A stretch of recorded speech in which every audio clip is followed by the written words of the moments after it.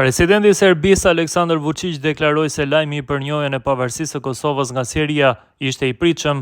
Tani është e qartë se sa i rëndësishëm ishte qasja liberale e Bashar al-Assadit ndërsa ishte në krye të Sirisë, dhe gjithashtu është e qartë kur vjen dikush që është në ndikimin e madh të njërit prej vendeve kryesore në rajon, siç është Turqia, tha Vučić gjatë një konferencë për media në Uzbekistan.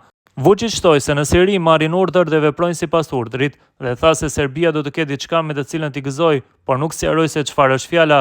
Siria njoh pavarësinë e Kosovës më 29 tetor, siç njoftuan zyrtarët e të dy vendeve. Gjatë qëndrimit në Riyadh, presidenti i Kosovës Vjosa Osmani njoftoi se marrëveshja për njojën e Kosovës nga Siria u arrit me mbështetjen e princit të kurorës së Arabisë Saudite, Mohammed bin Salman Al Saud. Siria, shtet në lindjen e mesme, ka përmirësuar marrëdhëniet me vendet perëndimore pas rrëzimit nga pushteti të presidentit Bashar al-Assad në dhjetor të 2024-s, gjatë një ofensive të udhëhequr nga grupi islamist Hayat Tahrir al-Sham, që nga janari i këtij viti në krye të vendit është Ahmed al-Shara, i cili udhëhoqi luftëtarët e opozitës në rrëzimin e Asadit, duke i dhënë fund sundimit 5 dekadësh të familjes së tij.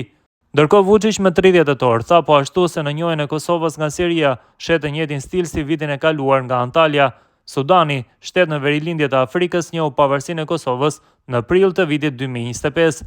Në një video së bashku me ministrin sudanez të punëve të jashtme Ali Yusuf Al-Sharif në forumin diplomatik në Antalya të Turqisë, presidenti i Kosovës Vjosa Osmani tha se ai e kishte informuar për vendimin e Sudanit për ta njohur Kosovën dhe për të vendosur marrëdhënie ndërmjet dy vendeve. Ndërkohë Siria bëhet shteti i tretë që këtë vit njeh pavarësinë e Kosovës pas Sudanit dhe Kenjas. Serbia ka reaguar ashpër ndaj njojjeve të fundit të Kosovës, teksa Beogradi ende e konsideron atë pjesë të tij 17 vjet pas shpalljes së pavarësisë.